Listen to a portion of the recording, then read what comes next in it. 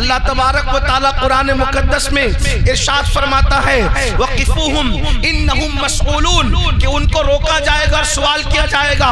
تو ابن حجر عسقلانی ابن حجر مکی اپنی کتاب میں لکھتے ہیں وقفوہم انہم مسئولون، ان کو روک کر کے پوچھا جائے گا۔ تو کیا پوچھا جائے گا؟ ابن حجر اس کی تفسیر کرتے ہوئے بیان کرتے ہیں اللہ اکبر کہ جب نماز روزے حج زکات کے سارے حساب ہو جائیں گے تو پھر روکا جائے گا جنت میں جانے سے پہلے کہ تم نے رسول اللہ کی اہل بیت سے محبت کی تھی، ان کا حق ادا کیا تھا یا نہیں کیا تھا؟ یہ سوال آخری میں تم سب سے کیا جائے گا۔ آخر محبت اہل بیت اتنا اہم کیوں؟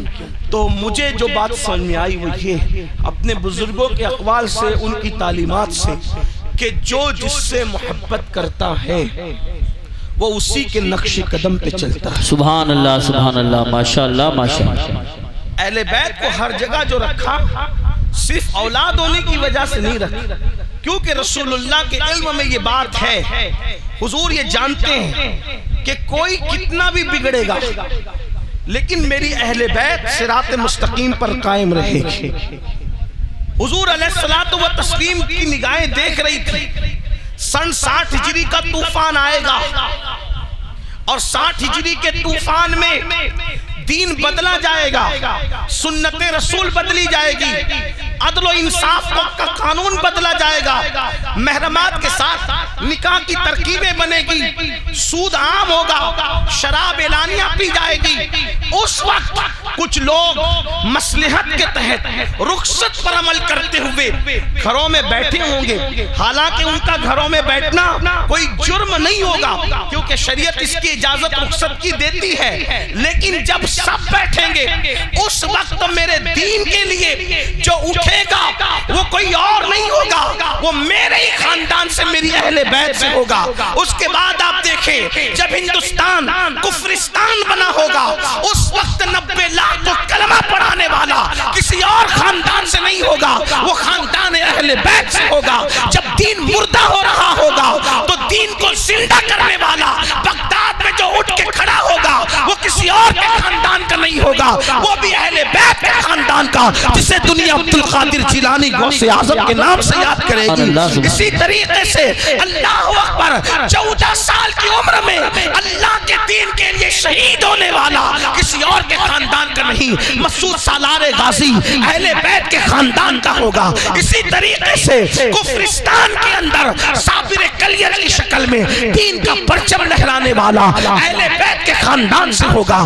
دلی میں انقلاب پیدا کرنے والا محبوب الہی نظام الدین اولیاء خاندان اہل بیت سے ہوگا۔ اللہ اکبر، لاہور کی سرزمین پر خدا کے دین کا محافظ بن کے کھڑا ہونے والا داتا علی حجویری اہل بیت کے خاندان سے ہوگا۔ اسی طرح قیامت کے قریب کوئی خاندان دین کے لیے اٹھے نہ اٹھے، آخری میں جو محمد مہدی کی شکل میں اللہ اکبر دین کا حمایتی بن کر کے اٹھے گا اکیلا تنے تنہا، وہ بھی خاندان نبوت کا چشم و چراغ خاندان اہل بیت سے ہوگا۔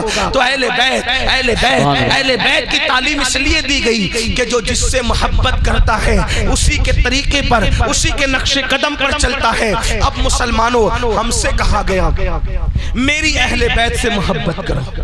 اب جب دل میں محبت کسی کی بھی پیدا ہو، کسی کی بھی محبت کسی کی بھی پیدا ہوتی ہے تو آدمی بولنے میں اس کی نقل کرتا ہے، چلنے میں اس کی نقل کرتا ہے، کردار میں اس کی نقل کرتا ہے، کھانے پینے میں اس کی نقل کرتا ہے، گفتار میں اس کی نقل کرتا ہے۔ یہ سب کچھ چیزیں ہوتی ہے رسول اللہ محبت اہل بیت اس لیے ہمارے دلوں کے اندر پیدا کرنا چاہتے ہیں کہ لوگوں تمہیں پتہ ہونا چاہیے کہ پہلے دن سے لے کر آخری دن تک ہر دن میری اہل بیت تمہارے دین کی حفاظت کرتی نظر آ رہی ہے۔ جب تم ان سے محبت کرو گے تو تم دین کے مخالف نہیں جاؤ گے بلکہ تم بھی دین کے حمایتی بنو گے، تم بھی دین کے حامی بنو گے۔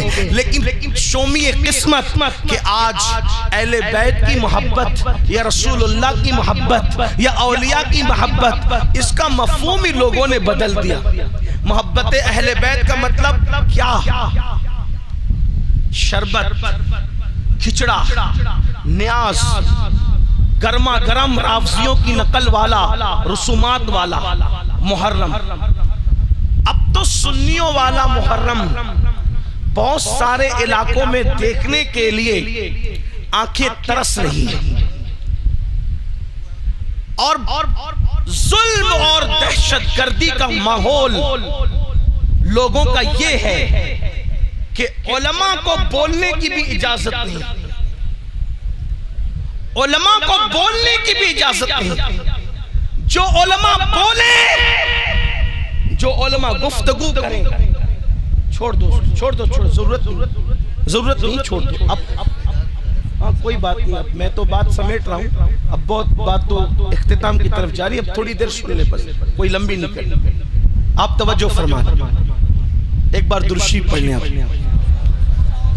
اللہم صلی علی اللہ رب، درود پڑھنے کو کہتا ہوں تو درود شریف کی آواز بھی نہیں آتی، پتہ نہیں کیا مسئلہ ہے۔ یا رسول ارے اللہ میرے بھائیو، صلی اللہ علیہ ایک مرتبہ درود پڑھنا یہ جہاد اور حج میں شرکت کرنے سے افضل ہے۔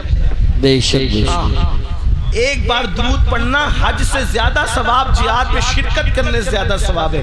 پھر آپ سے کہا جاتا ہے درود شریف پڑھو، آپ چپ رہتے ہیں، بھئی درود شریف تو پڑھ لو اللہ کے بندو۔ صلی اللہ علیہ نبی اللہم صلی علی سیدنا و مولانا محمد المعدن الجود والکرم و آلہ و صحبہ وبارک وسلم صلاۃ و سلام علیکہ یا رسول اللہ صلی اللہ علیہ صلی وسلم۔ اللہ علیہ۔ علماء کہتے ہیں، علماء پر ایسا روب، مقرروں پر ایسا روب، کوئی نہیں بول سکتا غلط رسموں کے خلاف، اور جو بولے گا اس پر آستینیں چڑھے گی، اس کو ماں بہن کی گالیاں دی جائے گی، اس کو خارجی ناسبی کہا جائے گا۔ میں تم سے پوچھنا چاہتا ہوں، کڑوں کو اہل بیت کی محبت کا نام دینے والوں، ناڑوں کو اہل بیت کی محبت کا نام دینے والوں، کالے پیلے کپڑوں کو اہل بیت کی محبت کا نام دینے والوں، کلر سے محبت کا کوئی تعلق نہیں ہے، بلکہ کردار سے محبت کا تعلق ہے، دلوں سے محبت کا تعلق ہے۔